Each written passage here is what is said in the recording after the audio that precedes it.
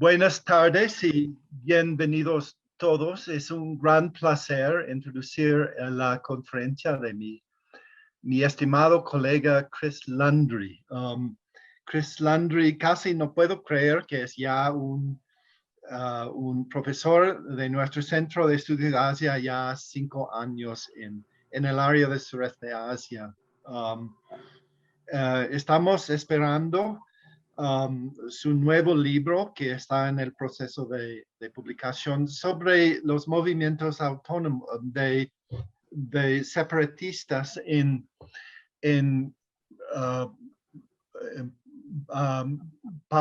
Papúa Nueva Guinea del Oeste, es decir, que que esta parte del país de Indonesia y de Timor del Este.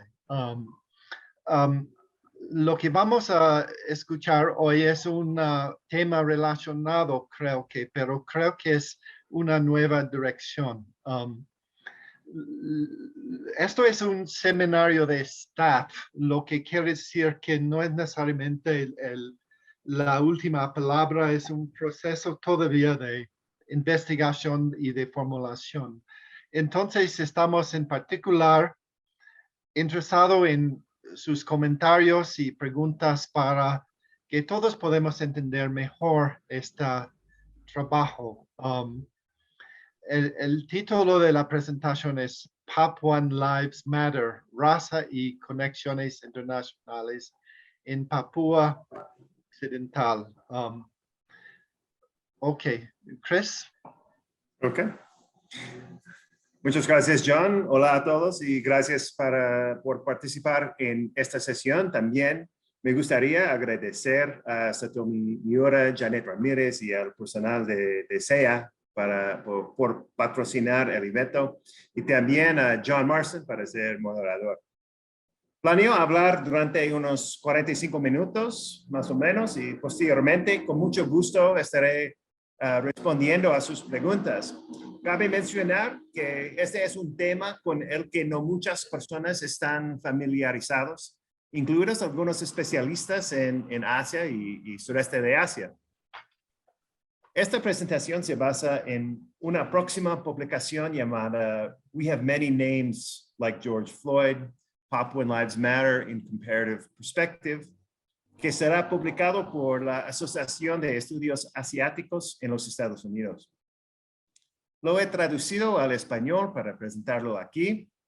Por cierto, aún no domino muy bien el español, por lo que para la sesión de preguntas tal vez tenga que apoyarme en John y otra persona que tengo aquí.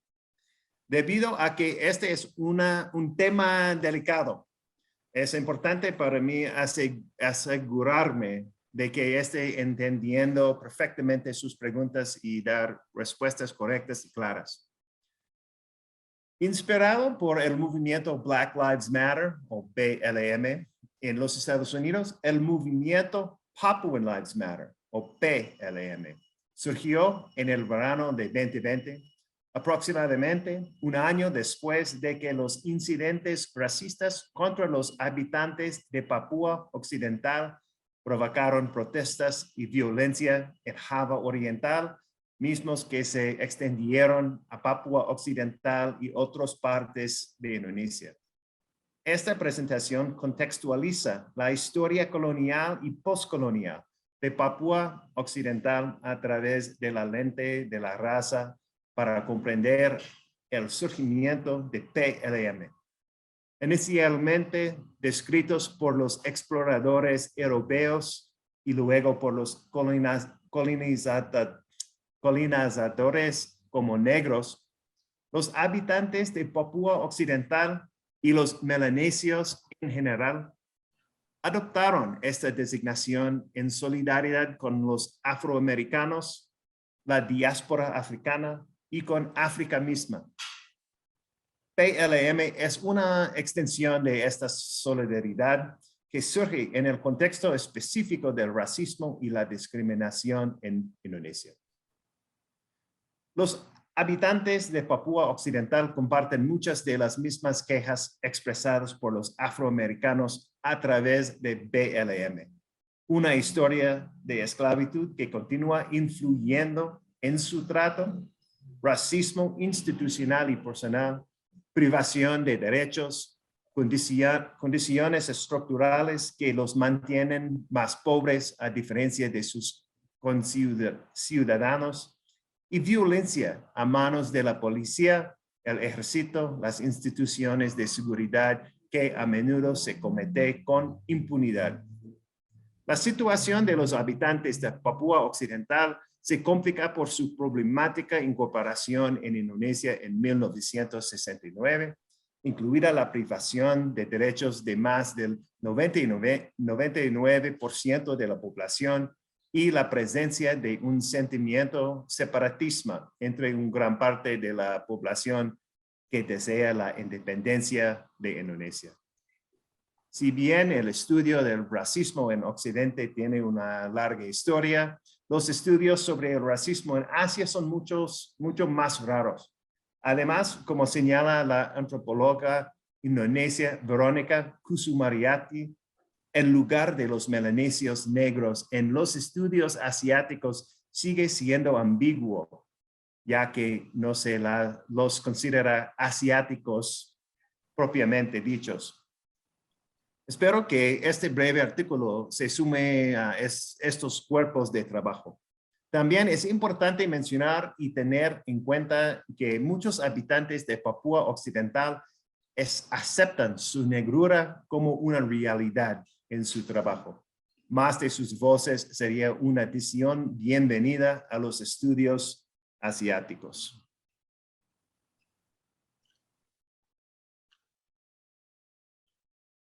Primero, tengamos una clara idea del contexto geográfico y quizás desde dos perspectivas diferentes. La primera diapositiva muestra un mapa de Indonesia. Tenemos las conocidas islas de Java, Sumatra y Bali. Pero también hay algo curioso aquí. Falta la mitad del norte de Borneo. Pero eso es porque esa parte es Malasia y Brunei. También falta la mitad oriental por Timor. Pero eso se debe a que ahora Timor-Leste es independiente. Después de 24 años de brutal ocupación en Indonesia, Timor-Leste obtuvo su reindependencia hace 20 años, el 20 de mayo de 2002, después de una transición de la ONU. Y solo como un comentario adicional, a finales de este año, la revista de estudios de Asia y África publicara una edición con varios ensayos sobre Timor-Leste con motivo de este aniversario. Lo menciono por si alguno de ustedes está interesado en este tema. En el extremo este del mapa vemos la mitad de la isla de Nueva Guinea. Aquí. Cortada casi por la mitad en línea recta. La isla recibió su nombre por exploradores españoles en el siglo XVI, quienes decidieron que los habitantes se parecían a los guineanos africanos. También usaron la palabra N para referirse a ellos. Este, por supuesto, no es el único ejemplo de europeos que nombran a pueblos indígenas basándose en sus percepciones defectuosos, al igual que los indígenas en los Estados Unidos y otros lugares. En el lado este está la independiente y soberana Papúa Nueva Guinea. En el oeste está la Papúa Occidental de Indonesia. Anteriormente era una provincia llamada Irian Jaya, pero en 1999 cambió su nombre a Papúa. Posteriormente, en el año 2003, se dividió en dos y pasó a llamarse Papúa y Papúa Occidental. Esta división no fue muy popular entre los habitantes de Papúa Occidental y un tribunal declaró esto como inconstitucional. Sin embargo, también expresó que dado que ya había ocurrido, era también ya demasiado tarde para revertir la decisión. Indonesia ahora está considerando crear 5 provincias fuera de la región, lo cual también es muy impopular entre los habitantes de Papúa Occidental. Usaré Papúa Occidental en esta plática para referirme a ambas provincias, como lo hacen los habitantes de Papúa Occidental.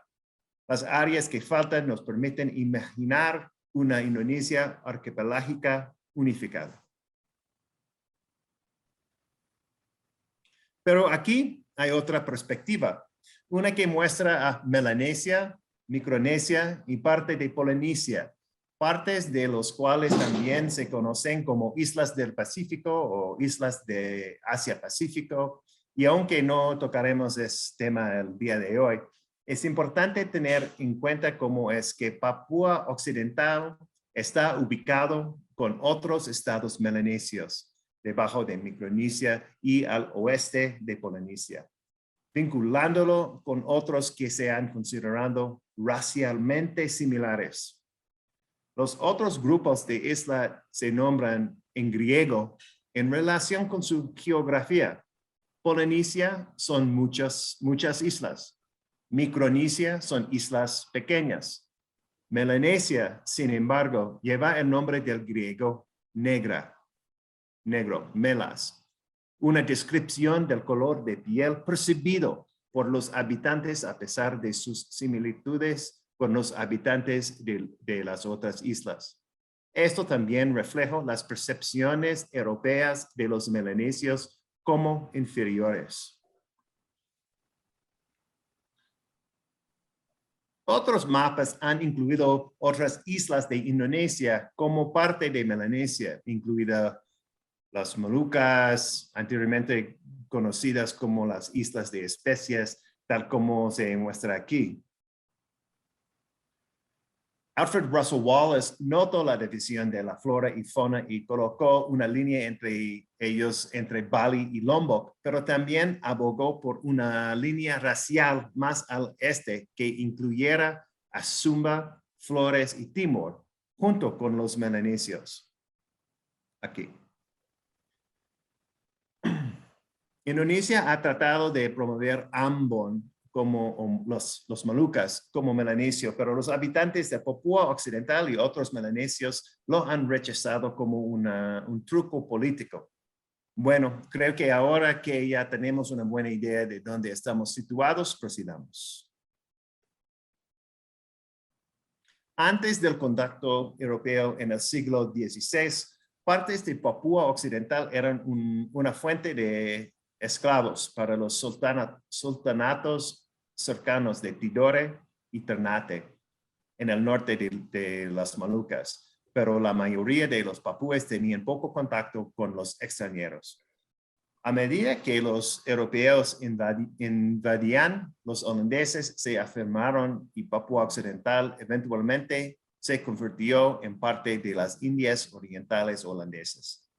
Sin embargo, la soberanía holandesa era esporádica y otros europeos venían a Papúa Occidental con mayor frecuencia. Aunque la esclavitud fue prohibida en las Indias en 1863, se mantuvo en práctica hasta el siglo XX en Papúa Occidental y regiones periféricas de las Indias Orientales holandesas. Después de la Guerra Civil, los traficantes de esclavos de los Estados Unidos se involucraron en el comercio de esclavos en nombre de los agricultores australianos, capturando esclavos en un proceso llamado blackbirding. La frontera con la mitad oriental de la isla, ahora Papúa Nueva Guinea, se formalizó en 1884. La presencia administrativa colonial era escasa y en su mayoría eran misioneros los que viajaban al interior. A partir de la década de 1930, los holandeses imaginaron a Papúa Occidental como un lugar para los euroasiáticos o indos, niños de padres mixtos holandeses y indonesios. Su posición en la jerarquía colonial se vio amenazada por el aumento de la inmigración holandesa y la educación de los nativos indonesios, y como producto del mestizaje considerados como problemáticos. Los fascistas holandeses nacidos en Indonesia también imaginaron a Papúa Occidental como una nueva patria, Los intentos holandeses de transmigrar y establecer granjas en su mayoría terminaron en fracaso, y la invasión japonesa durante la Segunda Guerra Mundial puso fin a este experimento. La ocupación japonesa fue breve y los aliados lucharon y recuperaron el territorio con la ayuda de los papúes, quienes capturaron o mataron a los japoneses con entusiasmo debido al duro trato que habían recibido de su parte y también las recompensas que se les ofrecían. Durante la guerra, los papúes vieron a soldados africanoamericanos trabajando juntos a blancos. Esta fue la primera vez que vieron a personas de piel y cabello oscuros, tal como los suyos, en una situación como esa. Y esto ayuda a exponer la mentira de la supremacía blanca, una justificación del colonialismo europeo que los holandeses habían promovido. Por supuesto, los servicios armados estadounidenses segregados de la época estaban lejos de ser igualitarios y siguen siéndolo, pero de alguna forma inspiraron a los papúes. En la serie de conversaciones que se tuvieron entre holandeses y indonesios durante la revolución, en Papúa estuvo presente un título oficial en la conferencia de Malino en 1947. Frans Kaisiepo, una persona de élite con educación holandesa, quien originalmente favorecía a los holandeses, pero que pronto cambió de posición apoyo a Indonesia, siendo posteriormente recompensado al ser nombrado gobernador de la provincia en 1964. En conferencias posteriores hasta la independencia de Indonesia en 1949, los papúes fueron marginados y su destino quedó en manos de otros.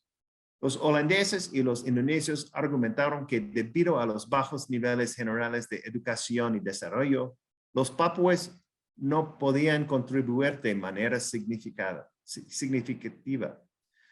Los papúes han argumentado que Indonesia en 1949 compartía estos atributos después de siglos de colonialismo holandés y que existía un estrato similar de élites educadas. El destino de Papúa Occidental se estaría decidiendo en 1951. Sin embargo, no fue así. El presidente de Indonesia, Sukarno, calificó a Papúa Occidental como una espada colonial sobre el cuello de Indonesia. Y el problema contribuyó a la nacionalización de los activos holandeses. El politólogo holandés Arend Lippard describió el drama de la descolonización que los holandeses sintieron sobre Papúa Occidental, perdiendo el último vestigio del imperio, comenzada así con los programas para educar a los habitantes de Papúa Occidental y preparándolos para el autogobierno. Los holandeses crearon consejos políticos y entraron a policías, burócratas y un servicio civil, esperando que entre un 90 y 95% de todos los puestos de servicio civil estuvieron ocupados por papúes para 1970. No obstante, mientras Indonesia y Holanda estaban en un conflicto cada vez más beligerante, Estados Unidos llegó para favorecer la posición de Indonesia, para cotejar a Sukarno en un intento de alejarlo de la izquierda en Indonesia, y los papúes quedaron fuera de las discusiones sobre su destino. En 1962, mientras que el movimiento por los derechos civiles ganaba terreno en los Estados Unidos tras los Freedom Rides en un año antes, el destino de Papúa Occidental pasó a manos de Indonesia, aunque nominalmente bajo una transición de las Naciones Unidas y con la promesa de un plebiscito. Pero la ONU quedó marginada y la indonesianización comenzó rápidamente. Los funcionarios públicos de Papúa fueron despedidos y reemplazados. La policía de Papúa fue confinada en cuarteles. Se prohibió la expresión política que no fueron explícitamente pro-Indonesia. Y los nacionalistas de Papúa fueron encarcelados, torturados y asesinados. Sukarno se retiró de la ONU para la confrontación con Malasia y canceló el referéndum, argumentando que no era necesario porque los papuas querían ser indonesios. Uno papúa hablando por los papúes occidentales. Este fenómeno se repitió varias veces, incluso en cartas escritas a las Naciones Unidas por indonesios que decían ser de Papúa Occidental. Después del ascenso de Suharto en 1965 y el giro de Indonesia hacia la derecha y hacia Occidente, accedió a una acta de libre elección, que se celebraría en 1969. El referéndum fue una farsa dirigida por todos los medios. Los representantes de la ONU quedaron en ridículo y el apaciguamiento de la Guerra Fría volvió a triunfar. Indonesia seleccionó para votar a solo 1,022 papúes de una población estimada de 800,000 y los que hablaron fueron intimidados, encarcelados o asesinados con impunidad. Los falsos resultados fueron unánimes para la integración con Indonesia. Por lo tanto, la acta de libre elección, la cual sería ciertamente una acta, pero definitivamente no libre ni un ejército de elección, negó la autodeterminación y posiblemente la independencia a los habitantes de Papúa Occidental. Sin embargo, la comunidad internacional tuvo su referéndum y el destino de la región quedó así sellado. También hay que tener en cuenta que las discusiones sobre raza estaban prohibidas durante el régimen de Suharto y discutir sobre raza era prácticamente una invitación a la cárcel. En 1965, un año antes de que las Panteras Negras o the Black Panthers tomaron las armas en defensa propia en los Estados Unidos y crearon programas sociales de autoayuda frente a la apatía o hostilidad del estadounidense, el separatismo armado surgió en Papúa Occidental. Aunque algunos papúes habían sido todo el tiempo pro-Indonesia, algunos otros fueron persuadidos para unirse al lado pro-Indonesia por razones oportunistas. Sin embargo, muchos papúes pro-indonesios, incluido el primer gobernador del territorio, cambiaron de posición cuando vieron cómo se trataban a los papúes y las políticas con las que se enviaron a indonesios a asentarse en Papúa Occidental.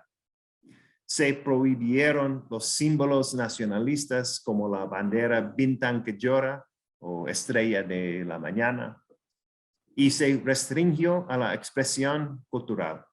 Los papúes han sostenido que las diferencias culturales también respaldan sus reclamos de autodeterminación.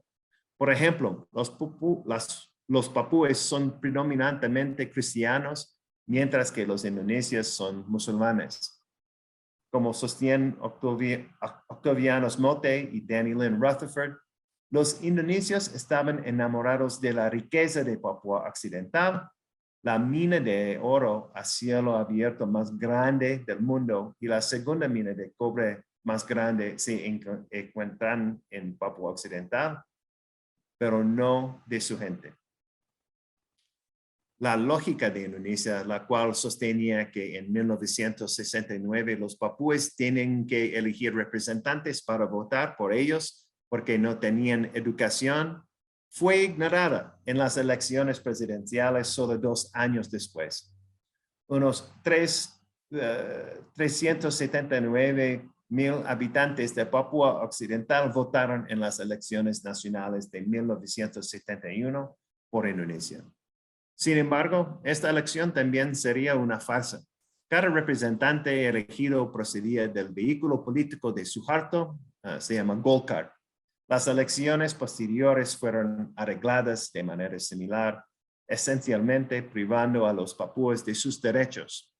Sin embargo, la idea de que los habitantes de Papúa Occidental no pueden participar plenamente en la votación persiste entre algunos, al igual que en Estados Unidos, con personas que promuevan leyes diseñadas específicamente para privar de sus derechos a los afroamericanos y otras minorías, algo que BLM está combatiendo. Cuando los observadores de la delegación del Centro Carter, quienes habían sido enviados para monitorear las elecciones presidenciales de Indonesia en 2004, quisieron incluir una sección en el informe en donde se señalara de manera similar a H la abrumadora presencia militar y la intimidación en la región. El ex embajador de los Estados Unidos en Indonesia, John Monjo, exclamó: "Por el amor de Dios, están desnudos". Esta declaración levantó más de una ceja. Los habitantes de Papúa Occidental vieron con optimismo las reformas asociadas con la democratización de Indonesia, que comenzó en 1998, así como el referéndum que condujo a la independencia de Timor-Leste. Se levantó la prohibición del bintang kejora, la bandera, y por un tiempo la prensa fue más libre. Se formó el Consejo de Presidium de Papúa y los líderes fueron a Yakarta, donde incluso los presuntos pro-Indonesia solicitaron un referéndum sobre la independencia. Des Eloe, aquí a la izquierda, quien fuese un jefe tradicional y expolítico de Golkar y partidario de Suharto, emergió como una figura unificadora para los habitantes de Papúa Occidental. Su asesinato a manos del personal de seguridad indonesia en noviembre de 2001 fue visto por muchos como una sentencia de muerte para la demanda resurgente de un referéndum. Las reformas posteriores han sido en su mayoría simbólicas.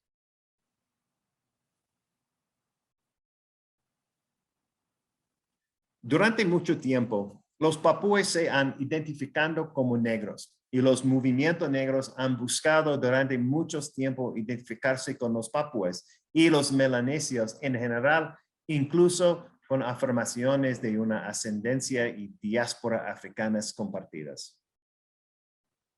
El ver soldados afroamericanos en la Segunda Guerra Mundial avivó este sentimiento. En el periodo que va de 1949 hasta 1962, los papúes utilizaron esta identidad para presionar en busca de apoyo para su independencia. Antes de esto, la raza de los papúas había sido debatida ya durante siglos, incluso por pensadores destacados como Alfred Russel Wallace, a quien mencioné anteriormente. En la era colonial, los antropólogos discutían sobre las distinciones raciales y, a menudo, la clasificación se reducía a las impresiones de los encuestadores individuales que incluían suspiciones sobre las capacidades mentales y morales. Clasificar a los papúes como inferiores era una justificación ex post facto conveniente para su esclavitud, que incluía blackbirding o llevar cautivos a los papúes para que trabajaran en Australia y otros lugares. A pesar de quedar fuera de las negociaciones sobre su futuro entre 1949 y 1962, los nacionalistas papúes presionaron por el reconocimiento, especialmente en África. Nicholas Yohe, publicó La Voz de los Negroides en el Pacífico para los negroides de todo el mundo en abril de 1962. Después de que el fiscal general de los Estados Unidos, Robert Kennedy, visitara Yakarta y el apoyo a la posición holandesa se desmoronara. Dicho escrito afirma la identidad separada de los papúes de Indonesia, así como su derecho a la autodeterminación, y señala la presencia de consejos electos en todo el territorio. Hace una llamada al apoyo de otros países negroides y incluye una carta abierta al líder de Etiopía, Haile Selassie, con copias enviadas a varios países africanos. También incluye una copia de un telégrafo enviado al presidente de los Estados Unidos, John F. Kennedy, condenando los comentarios de su hermano en los que llama a los papúes a retroceder durante su viaje a Yakarta. La posición de Papúa puso en un aprieto a algunas naciones postcoloniales. En el espíritu de la Conferencia de Bandung de 1955, algunos de ellos encontraron difícil criticar la posición de Indonesia, debido a que algunos nacionalistas papúes se identificaron con los holandeses y los holandeses todavía controlaban el territorio. Algunos vieron a los papúes como títeres coloniales. Aunque identificarse con los movimientos africanos y negros fue un intento de generar solidaridad, también permitió que los racistas vieron a los papúes como veían a los negros en general, incapaces de gobernarse a sí mismos o incluso como hijos de Ham. A pesar de las representaciones comunes en Indonesia de los papúes como primitivos, el representante de la ONU, Sujarwo, se burló de los holandeses, afirmando, de hecho, uno se puede preguntar, ¿qué tipo de vínculos raciales tienen los holandeses con los irianos occidentales? Ciertamente, me parezco mucho más a un iriano occidental o a un papú que mis amigos holandeses. Haciéndose para pasar por papú, el mayor J. Diamara del Consejo de Defensa de Indonesia presentó a las Naciones Unidas un documento dirigido a todos los pueblos de África, que West Irian es una parte integral de Indonesia. Otro caso de un indonesio que habla en nombre de los papúes. Aunque algunos países africanos expresaron su apoyo a Papúa Occidental y afroamericanos tal como W.E.B. Du Bois, quien explícitamente a los melanesios cuando se refirió al trabajo negro, nadie que determinara su destino prestó mucha atención a los papúes. La prensa afroamericana informó sobre los acontecimientos, incluida la visita de Joe, pero la prensa estadounidense dominante describió a los papúas como caníbales y cazadores de cabezas primitivos. A pesar de la acta de libre elección, los nacionalistas de Papúa Occidental levantaron el Bintang Kejora y declararon independencia el 1 día de julio de 1971. Cabildeando para obtener apoyo en África y entre los afroamericanos, incluso de la Asociación Nacional para el Avance de las Personas de Color, la NAACP, National Association for the Advancement of Colored People. Los habitantes de Papúa Occidental continuaron con este cabildeo, incluso con el Caucus Negro de Congreso, the Congressional Black Caucus, o the CBC, y el caucus estadounidense del Pacífico Asiático del Congreso, cuyo expresidente, Eni Fale Mavaega, miembro sin derecho a voto de Samoa estadounidense, fue un firme partidario de la autodeterminación de Papúa Occidental antes de su muerte en 2017. En 2004, el CBC y Fale Mavaega enviaron cartas a la secretaria del Estado, Condoleezza Rice, pidiéndole que revisara la acta de libre elección citando a Nelson Mandela. En 2010, Fabio Mavega y otros instaron al gobierno de Obama a dar prioridad a Papúa Occidental y ese mismo año, los habitantes de Papúa Occidental y otros activistas y académicos hablaron ante el Subcomité sobre Asia, el Pacífico y el Medio Ambiente Mundial sobre los abusos en Papúa Occidental.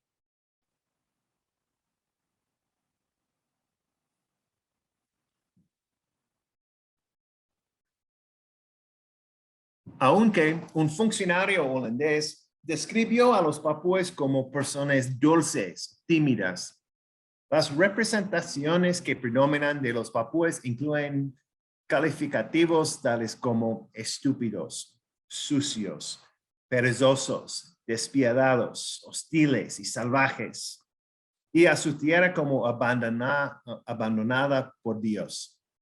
Frases como ellos vivían como fieras, no tienen religión, ni reyes, ni superiores, vivían de su tierra, comían cerdos, etc. Ligia Gyai muestra como los informantes nativos, predominantemente moluqueños, establecieron los estereotipos iniciales que se convirtieron en fijos y intertextuales. Las representaciones coloniales de otros nativos frecuentemente usaban estos estereotipos, en parte para justificar el proyecto colonial y el deber de elevar a sus súbditos. Sin embargo, estos estereotipos persisten. He escuchado a indonesios educados decir que no pueden ser racistas porque Indonesia es una sociedad postcolonial, pero se han referido a los papúes usando estos estereotipos, justificados por los bajos indicadores económicos en Papúa Occidental. En la prensa afroamericana de hoy, se hace referencia a los papúes en otra prensa como cerdos, perros, monos y otros calificativos deshumanizantes. La negritud de los papúes es suficiente para que los propietarios indonesios los rechacen como posibles inquilinos. Las representaciones de los papúes en la cultura popular reflejan estos estereotipos. Las imágenes de los habitantes típicos de las 34 provincias de Indonesia incluyen papúes occidentales utilizando cotecas, que son calabazas para cubrir sus penes. Aunque los usan algunos miembros de grupos predominantemente montañeses, no reflejan el atuendo tradicional de toda la región. Sin embargo, la imagen funciona para reforzar estos estereotipos en las aulas de Indonesia fuera de Papúa Occidental. Los indonesios predominantemente musulmanes ven el coteca como inmodesto y un signo de atraso ofensivo junto con el consumo de carne de cerdo de los papúes, los cuales se convirtieron en material para bromas. Estas imágenes repetidas convierten a todos los papúes en salvajes que usan coteca. En 1971, Indonesia lanzó la Operación Coteca para que los papúes de las tierras altas usaran pantalones y vestidos. Este fracasó. Las representaciones de los papúes como perezosos o estúpidos pueden ser internalizadas por los papúes occidentales, lo que lleva a una baja autoestima.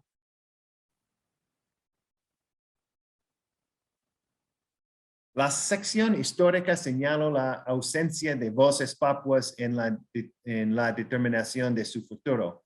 Esta falta de voz continúa. Tras el estallido de violencia en agosto de 2019, la mayoría de los medios de comunicación en Indonesia que informaron sobre ello y sus causas incluyeron entrevistas con funcionarios no papúes, el ejército y la policía. En el contexto de PLM, Un análisis de los medios indonesios realizado por la Facultad de Universitas Udayana mostró que aunque las imágenes de los habitantes de Papúa Occidental continúan propagando estereotipos, algunos medios afirman que no hay racismo hacia Papúa Occidental, ya que la región recibe fondos especiales para la autonomía, una afirmación que no tiene sentido. Uno tiene que mirar fuentes extranjeros para escuchar las voces papuas sobre los disturbios y el PLM. La representación política también ha demostrado por su ser problemática. Sukarno nombró a un ambonés, Zainal Abidin Shah, como gobernador en exilio en 1956, a quien le sucedió un javanés, Pamuji, de 61 a 63.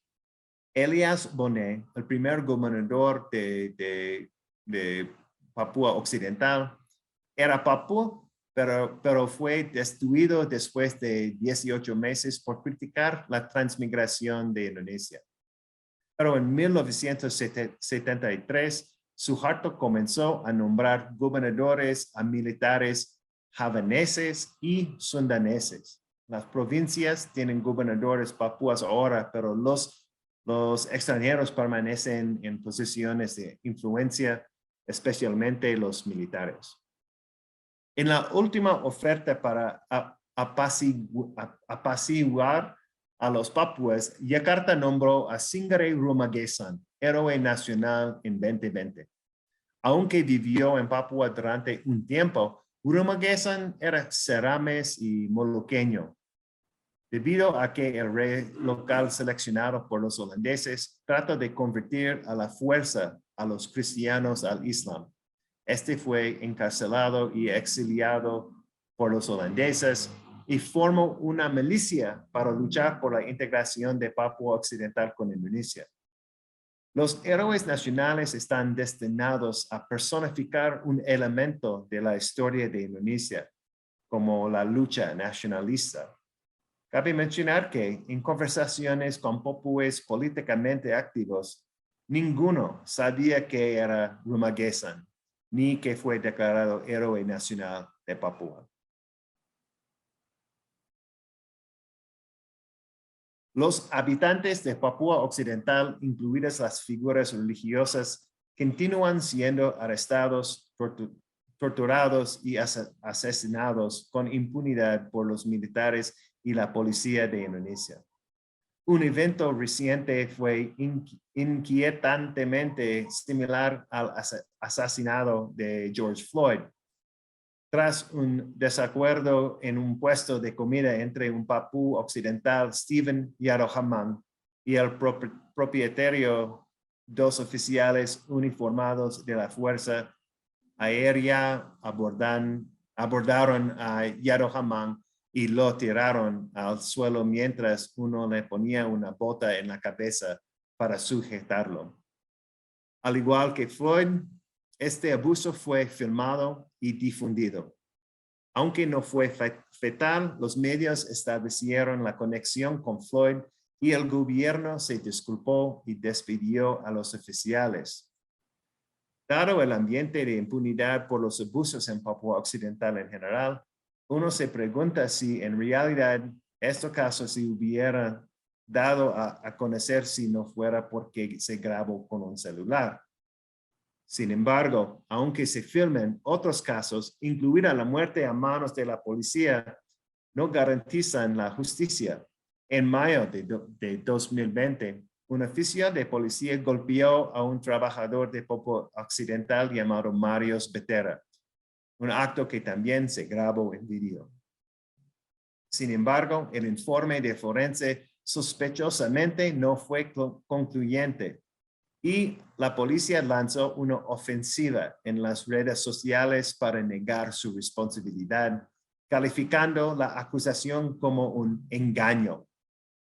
Es mucho más fácil encontrar casos como este que el de Yarohamang, dado el ambiente de impunidad o incluso casos en los que la policía se jacta de que su violencia es legítima. En Papua tenemos muchos nombres como George Floyd, afirmó Elvira Rumkabu, profesora de la Universidad Cendrawasih de Jayapura. Sobre el abuso policial, Benny Wenda, presidente de United Liberation Movement for West Papua, comentó: no hay diferencia entre lo que les sucede a los afroamericanos en los Estados Unidos y lo que les sucede a los papúas occidentales. La experiencia americana sigue siendo una referencia.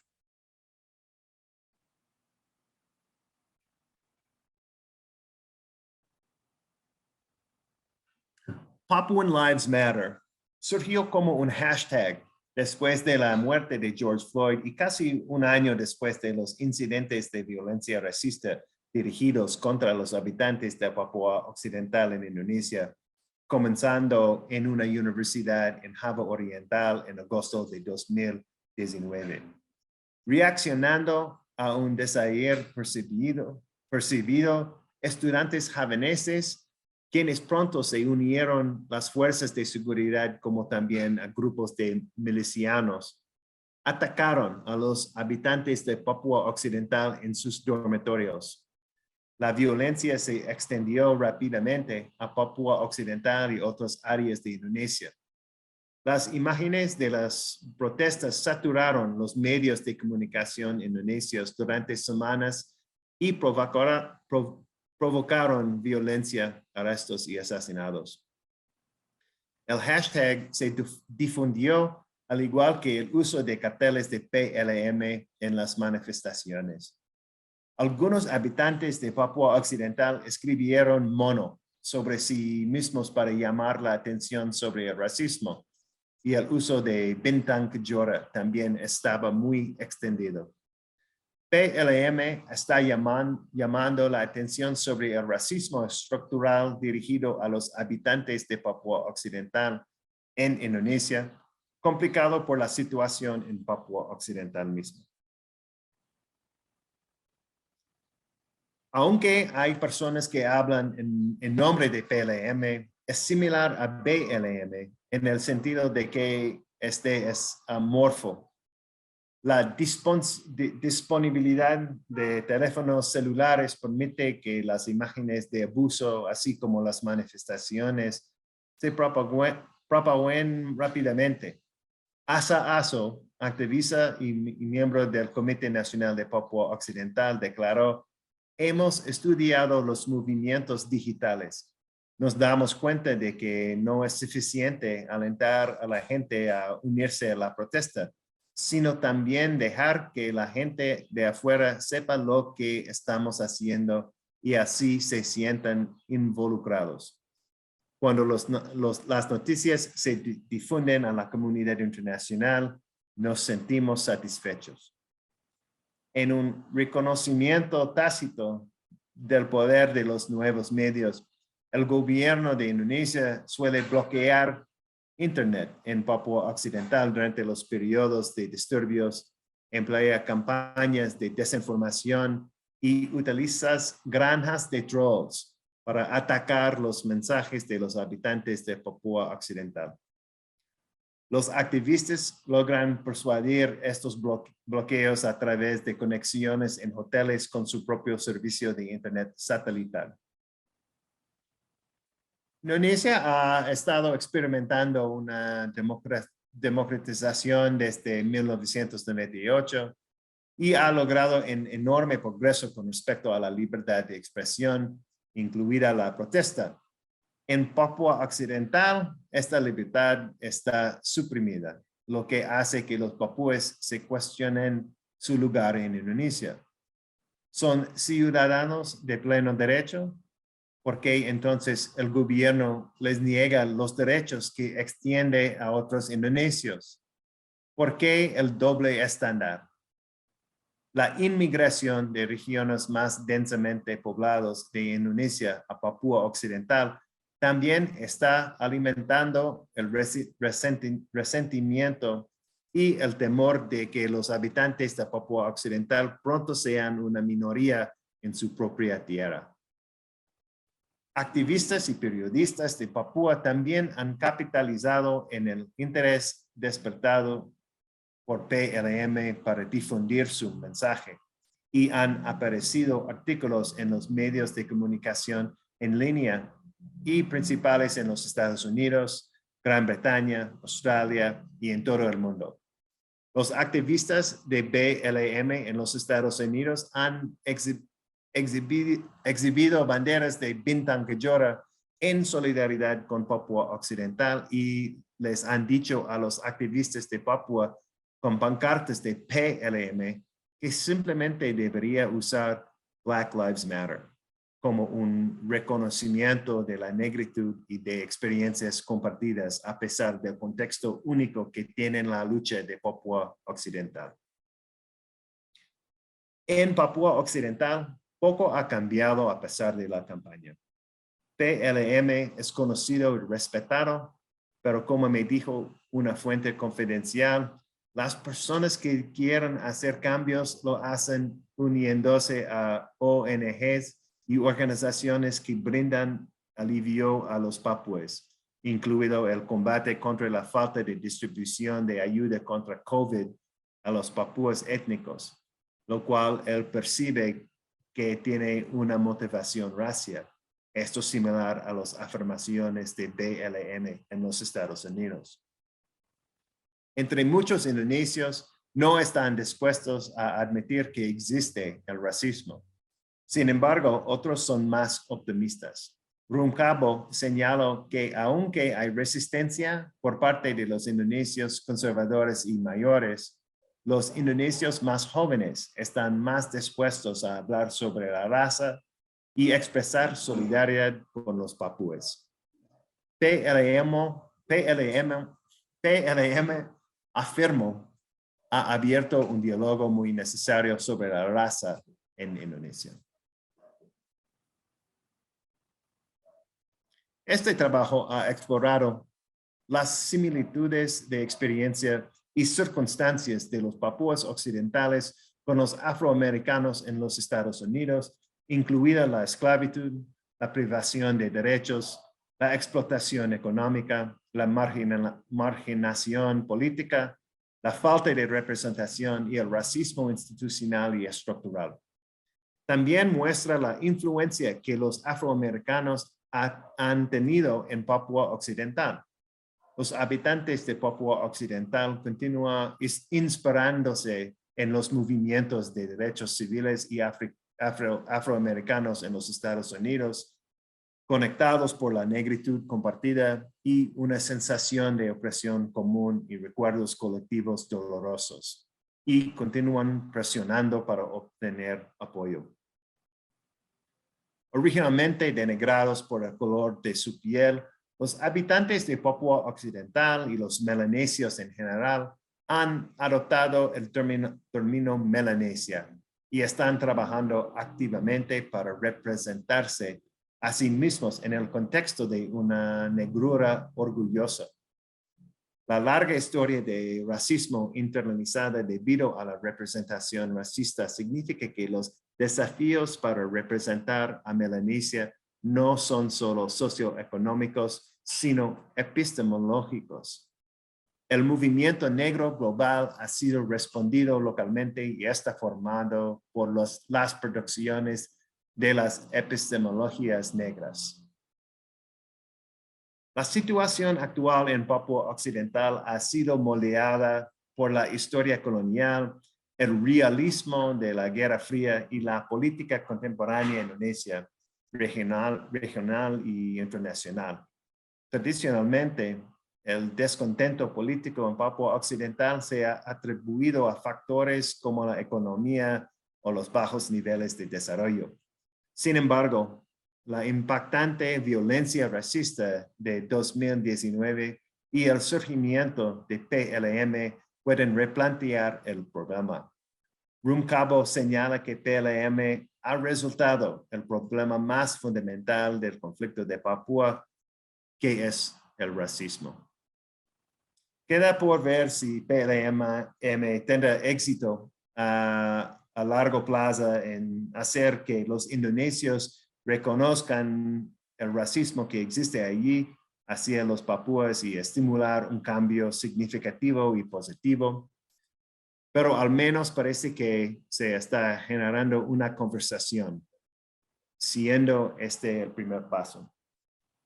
Quizás también provoqué que aquellos de nosotros que estudiamos Asia nos interroguemos más profundamente sobre cómo la raza y el racismo encajan en nuestro trabajo y reconozcamos a las minorías marginales que con frecuencia se dejan de lado. Y muchas gracias por su atención y si hay preguntas yo puedo responder.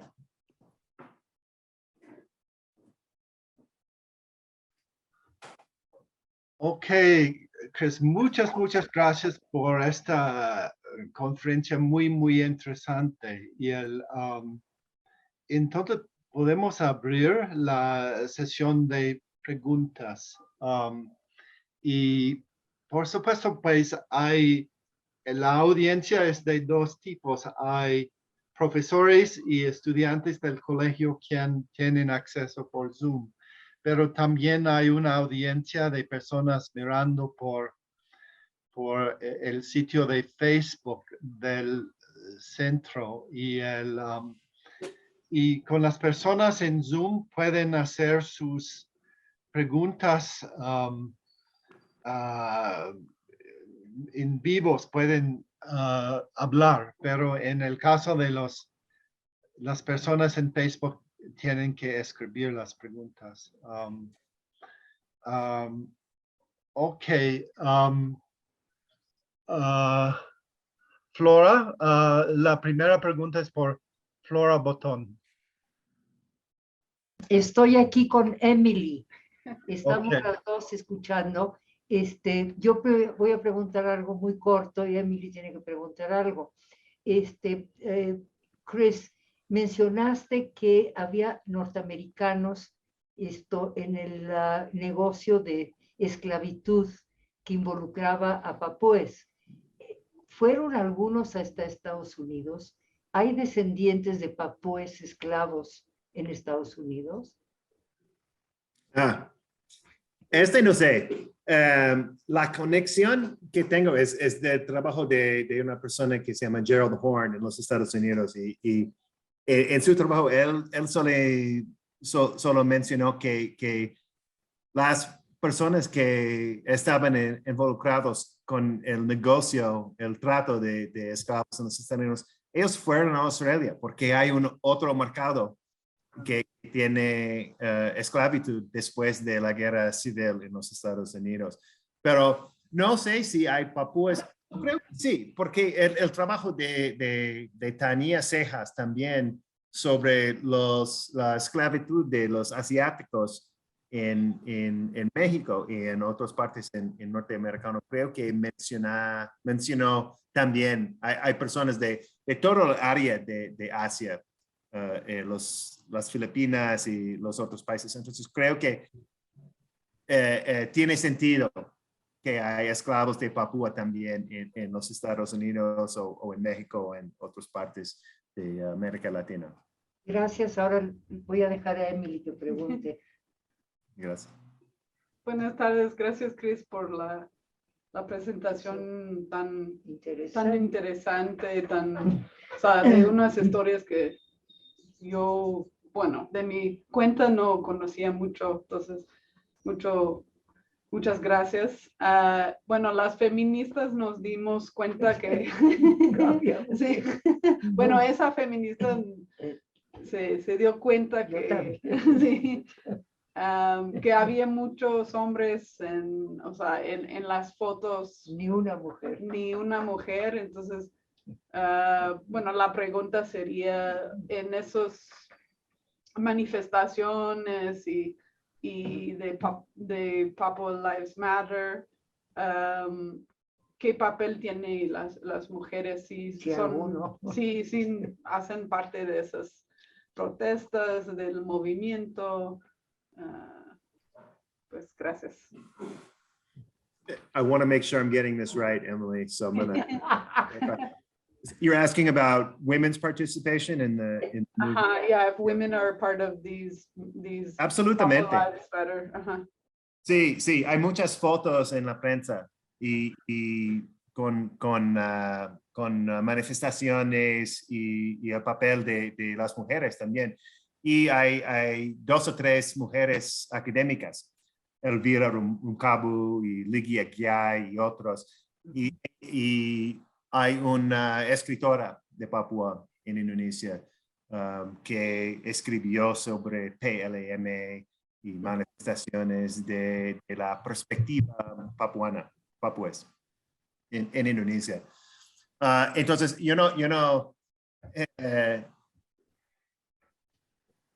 entonces, la respuesta es sí. Hay papeles muy importantes para las mujeres en los movimientos y creo que hay mujeres de Papua que escribió en sus artículos sobre la perspectiva femenina en Papua también. Y no solamente es racismo, pero es ¿cómo se llama? En español. ¿Sexismo?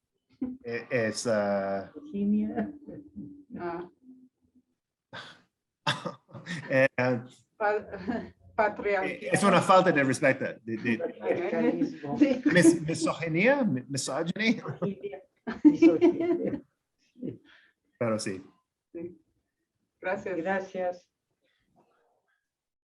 Ok, ¿más preguntas de la audiencia de Zoom o de Facebook?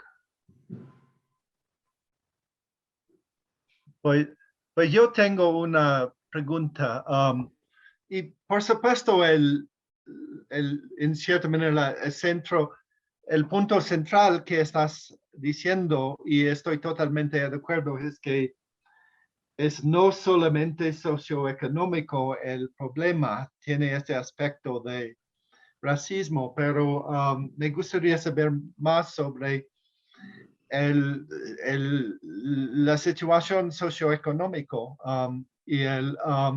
y cómo, por supuesto, de una perspectiva marxista que no es necesariamente mi perspectiva, el discurso de raza es una manera de justificar explotación económica y por supuesto ya hablaste cómo el discurso de raza fue usado como justificación de esclavitud en Australia, pero me gustaría saber más sobre la situación actual. Pues en general la relación económica entre Papua Occidental y Indonesia y la situación económica de la población papua con relación a todo este discurso de raza. Papua es una de las provincias más pobres en Indonesia, aunque tiene más recursos minerales de oro y cobre. Entonces, la tierra es la tierra más rica en Indonesia. Y hay teoristas como Ted Gurr que estudian sobre separatismo y hay una frase que se llama deprivación relativa. Y entonces las personas en un lugar piensan que ellos tienen que tener más que ellos tienen, porque de la riqueza de la tierra o los minerales y otro. Y ese, para mí, es una combinación de estos factores. La pobreza, pero también la racista. Entonces, ¿por qué los papuas piensan que ellos están pobres? Es un poco complicado y tiene que leer mi libro que van a venir, pero también los papues tienen un nivel de educación un poco más bajo del resto de Indonesia. Pero la pregunta es, desde 62, Indonesia no puede subir este nivel. Y por qué no hay mucho dinero en Papua para la educación. Y también hay otros, ¿cómo se dice? Advantages. Ventajas. Para los indonesios de Java y otros, las lenguas, las conexiones de negocios y otros. Entonces, the bottom line is, en Papua, ellos son muy pobres y este también creo que es un factor para empujar el sentimiento de separatismo en Papua. Sí, muchas gracias. Y otra pregunta, pues eso también suena como yo fuera un izquierdista viejo. Pues sí soy viejo, pero en todo esto, pues, por supuesto, tu charla la énfasis es el nacionalismo papúa. Pero en toda la historia de estas protestas, había vínculos con la izquierda, con partidos de la izquierda que, sí, más que un movimiento nacionalista, a veces es como un movimiento socialista. Por ejemplo, hay esta tendencia también dentro de las protestas del Papua Occidental. Este es un poco complicado, porque en comparación con Timor-Leste, por ejemplo, Timor-Leste hay un movimiento de la izquierda muy fuerte.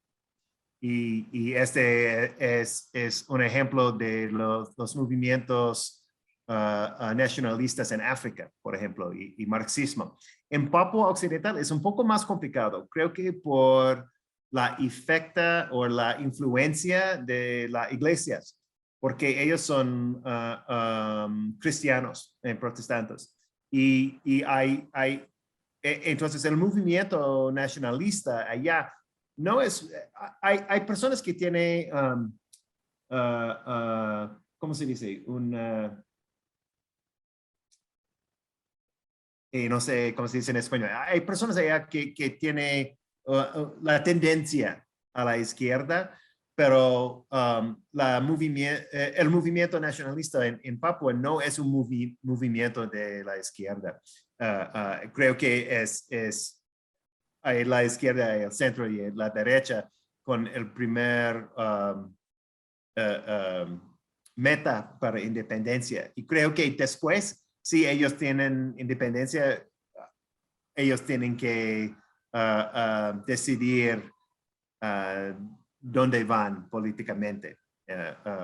Pero de hecho, hay personas que de la izquierda, pero hay personas del centro y la derecha también. Ok. Pues, más preguntas.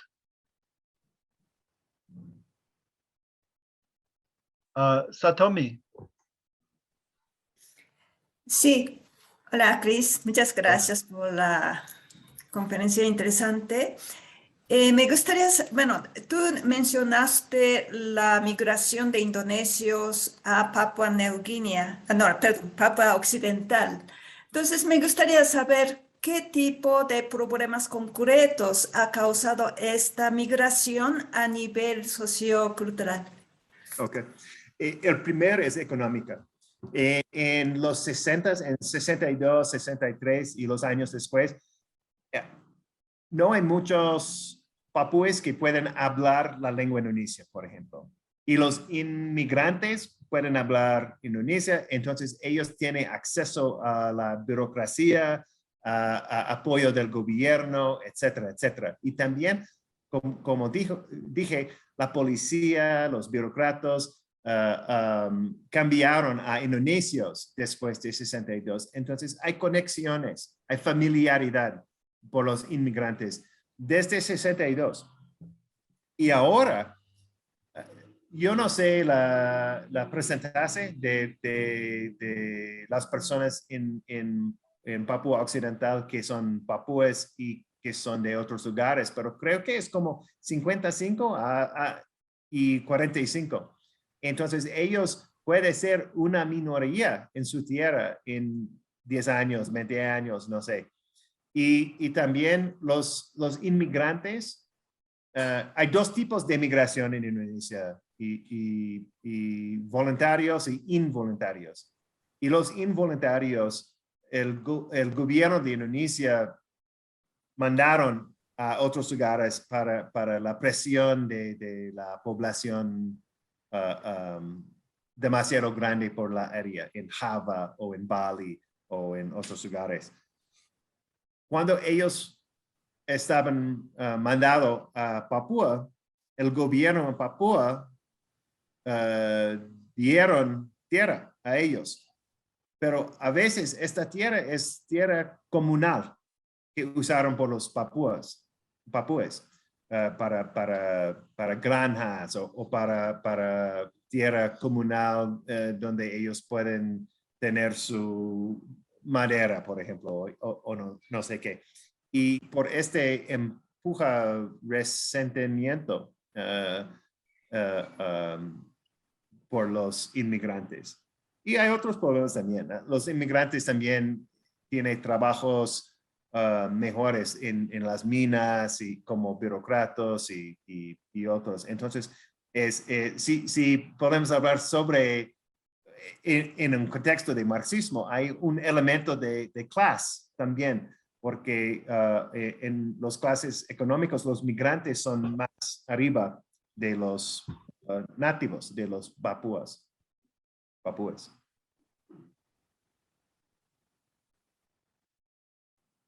Gracias. Ok. Más preguntas. Marco Antonio.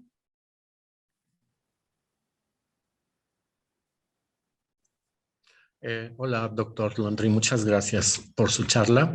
Yo tengo una pregunta. Me da curiosidad sobre si hay alguna reacción de el Estado independiente de Papúa Nueva Guinea hacia lo que sucede con la parte indonesia de la isla.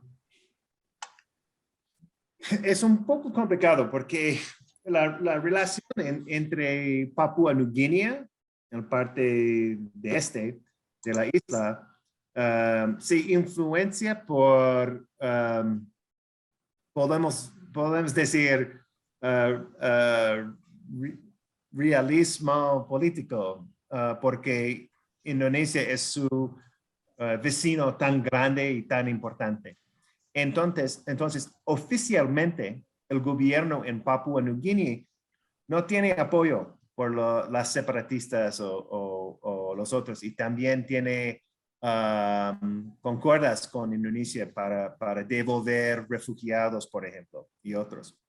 Pero abajo del nivel oficial en Papúa Nueva Guinea, hay mucho, y en otros lugares en Melanesia y Micronesia y Polinesia, hay mucho afinidad para los papúes de Papúa Occidental. Y también porque la línea para dividir Papúa Nueva Guinea y Papúa Occidental es colonial.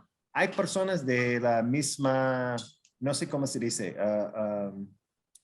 tribe o ethnic group, étnicos que son en Papúa Nueva Guinea, y las mismas son en Papúa Occidental.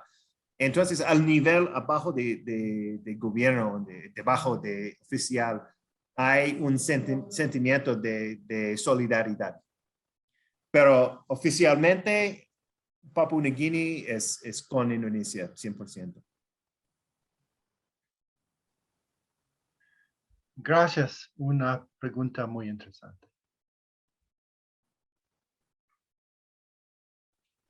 ¿Otras?